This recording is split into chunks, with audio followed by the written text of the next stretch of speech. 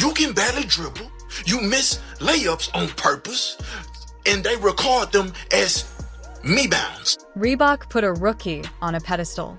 Billboards, magazine covers, a signature shoe, and one headline promise: this will change everything. But instead of a coronation, Angel Reese's all-star shoe stunt collapsed into a viral roast, plunging a campaign and a moment into chaos. Tonight, the plan, the reveal, the public meltdown, and why one star's attempt to borrow another's spotlight blew up in her face. Stat pad, you don't elevate your players. You went to a stacked LSU team. You hear me? My precious CC owns. Angel Reese is lightning in a bottle. Viral moments, heroic rebounds, a personality that divides and draws millions of eyes.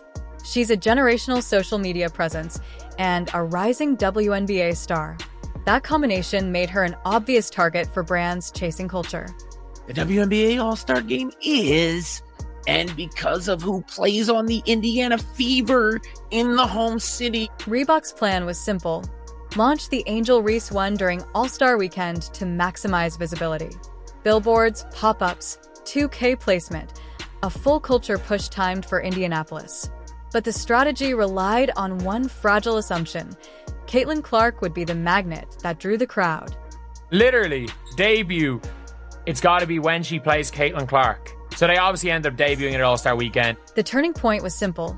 Caitlin Clark, the single biggest draw in the WNBA, was sidelined with a groin injury and did not play in the All-Star Game. The event lost its primary spark, and the campaign that expected Clark-level attention found itself on shaky ground. Plan was to literally go and use Caitlin Clark for the launch. The Angel Reese One debuted in multiple colorways: Reebok trumpeted energy return system, tech, and a design inspired by Reese's style. But when the shoe hit feeds and shelves, reactions split hard between style appreciation and outright confusion. Because Caitlin didn't play when they were in Chicago, and Caitlin's not playing in this game, so they're debuting at All-Star Weekend. Then the internet did what it does best. Viral roasts, memes, and TikToks turned the campaign into a punchline. Critics labeled the silhouette dated. Sneakerheads complained about lack of new tech. The PR blitz was drowned out by jokes. At the Engelbert, this should be a perfect example of why you need to get your officiating cleaned up and you need to have a talk. Sneaker buyers don't just buy a face, they buy tech. Analysts noted limited innovation in the Angel Reese One compared to market leaders. No obvious carbon plate, no revolutionary foam, and a silhouette some called retro in the wrong way. Bleep around and find out what this league looks like without Caitlin Clark being involved in your biggest event. As criticism mounted, Reese responded: confident social posts, interviews defending the vision, and moments of visible frustration. Was it strength or a defensive posture? Public reaction matters, and she felt it. If I'm being honest about it, people say that moment was huge. It will live forever. That moment will live forever. But Caitlin Clark was on this trajectory. Shaquille O'Neal's public backing amplified attention and pressure. Insiders told us Reebok scrambled to manage reputational fallout, pausing some activations and retooling messaging. When a legacy brand stakes a comeback on a single athlete, the stakes are enormous. Angel Reese be able to market herself at this point without invoking or even, insinuating some sort of attachment to. One failed campaign doesn't erase talent, but branding is fragile. Sponsors watch PR, resale, and cultural sentiment.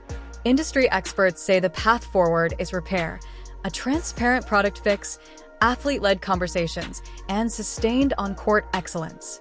And if anyone has benefited more from the attachment, at least from an attention stamp. Best case, Reebok iterates, Reese leans into performance, and the V2 flips the script. Worst case, the flop becomes a headline that follows every endorsement.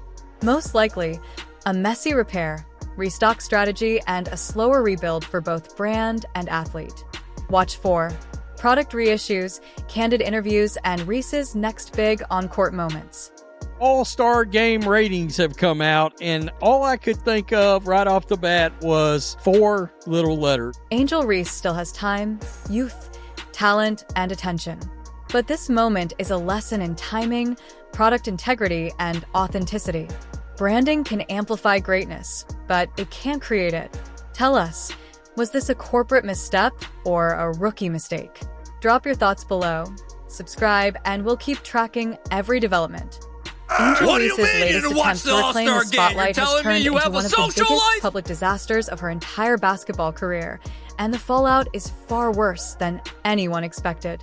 What Angel believed would be a bold, culture-shaking statement, a flashy shoe stunt meant to elevate her brand and position herself as the face of the WNBA, has instead turned into a viral example of how not to compete with Caitlin Clark. The moment Angel stepped onto the court with her dramatic, attention-grabbing shoe reveal, the cameras zoomed in, the arena buzzed with curiosity, and social media primed itself for something iconic. This was supposed to be her moment, her comeback, her chance to silence critics who have spent months comparing her every move to Caitlin Clark's unstoppable rise.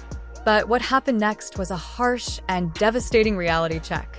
Instead of applause, excitement, or fanfare, the reaction was immediate disappointment, even embarrassment. Fans didn't just ignore the stunt, they mocked it. Commentators called it awkward, desperate, and painfully forced.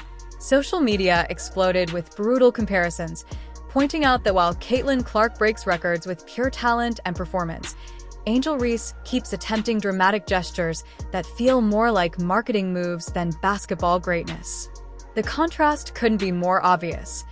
Caitlin Clark sells out arenas simply by showing up. Her presence alone elevates TV ratings to historic levels. Meanwhile, Angel Reese's big moment trended online not because it impressed people, but because it exposed exactly how far she is from Clark's level of influence. As the backlash grew, the narrative took a darker turn. Analysts began questioning Angel's decision-making, wondering why she keeps investing so much energy into outshining Clark instead of focusing on her own game. Even her own supporters, the ones who have defended her from criticism all season, admitted the stunt looked like a last-ditch attempt to stay relevant in a league that has clearly crowned its new superstar. And the timing couldn't be worse. Caitlin Clark is dominating headlines, breaking boundaries for women's basketball, and carrying the WNBA into a new era of mainstream popularity. Every week, Clark's numbers rise in ratings, jersey sales, arena attendance, social media growth. Meanwhile, Angel Reese's attempts to rival that momentum feel increasingly performative and reactive. But what truly shocked fans was not just the failure itself, but the emotional unraveling that followed. Angel began posting cryptic messages, taking subtle shots at critics, hinting that people don't understand her, that she's underrated, that the hate is personal. Instead of regaining control, she fed the backlash, and the more she tried to defend herself, the more fans pushed back. What was meant to be a powerful branding moment spiraled into a PR nightmare, with people saying she looked insecure, overwhelmed, and desperate to keep up with Caitlin Clark's natural rise. It wasn't just a stunt gone wrong, it was a public meltdown in slow motion. And now, as the clip goes viral across every platform, the painful truth has become impossible to avoid. This stunt didn't elevate Angel Reese, it exposed her. It exposed the pressure she feels trying to compete with a generational talent. It exposed the cracks in her public image. It exposed the widening gap between fan perception and reality.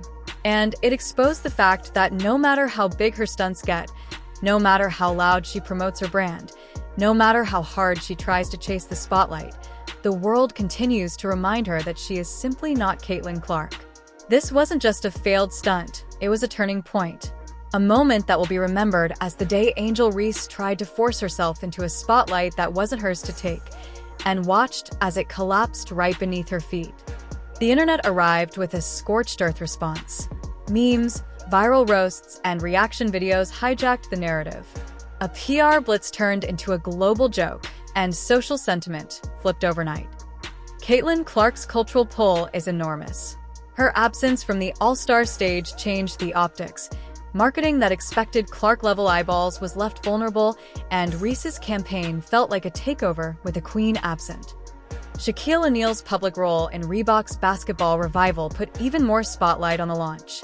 Sources close to the company told us executives scrambled to control the fallout, editing campaign messaging, pausing influencer pushes, and planning quick fixes. As the backlash intensified, Reese defended the design and the vision, but she also showed signs of frustration. We analyzed 3 possible reads. Was this a measured defense, a nervous PR line, or a real emotional lash out?